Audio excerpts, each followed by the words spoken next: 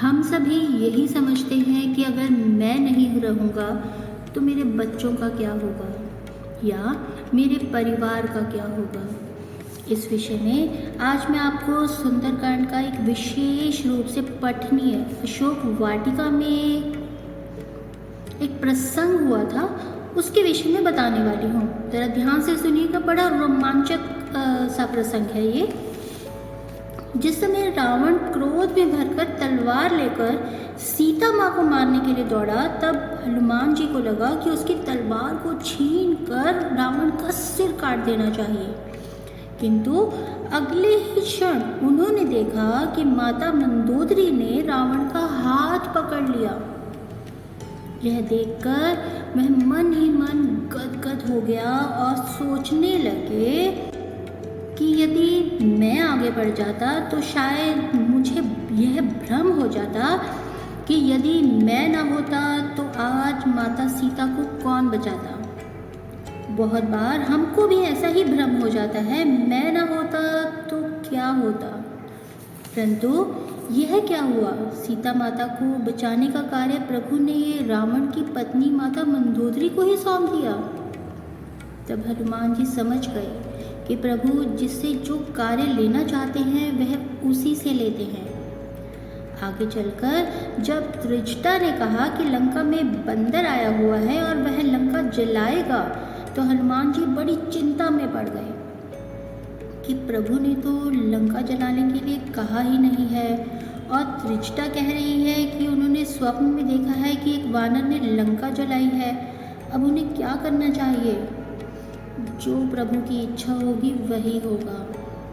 जब रावण के सैनिक तलवार लेकर हनुमान जी को मारने के लिए दौड़े, तो उन्होंने अपने आप को बचाने के लिए तनिक भी चेष्टा नहीं की।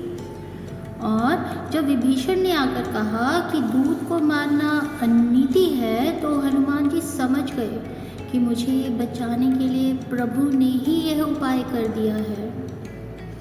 और आश्चर्य की प्रकाष्ठा तो तब हो गई जब रावण ने कहा कि बंदर को मारा नहीं जाएगा, पर पूंछ में कपड़ा लपेट कर घी डालकर आग लगाई जाएगी। इस पर तो हनुमान जी सोचने लगे कि त्रिजटा की बात तो सच थी, पर ना लंका को जलाने के लिए मैं कहाँ से घी तेल कपड़ा लाता और कहाँ आग ढूंढता। पर वह प्रबंध भी प्रभु राम ने रावण से ही करवा दिया। जब आप रावण से ही अपना काम करवा सकते हैं तो मुझसे करा लेने में आश्चर्य की कोई बात नहीं है।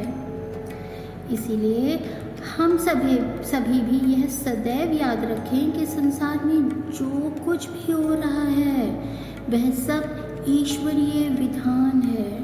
हम और आप तो केवल निमित्त मात्र हैं। इसीलिए कभी यह भ्रम न पालें कि मैं ना होता तो क्या होता, बल्कि यह सोचें कि ना मैं श्रेष्ठ हूँ, ना ही मैं खास हूँ, मैं तो बस छोटा सा ईश्वर का दास हूँ।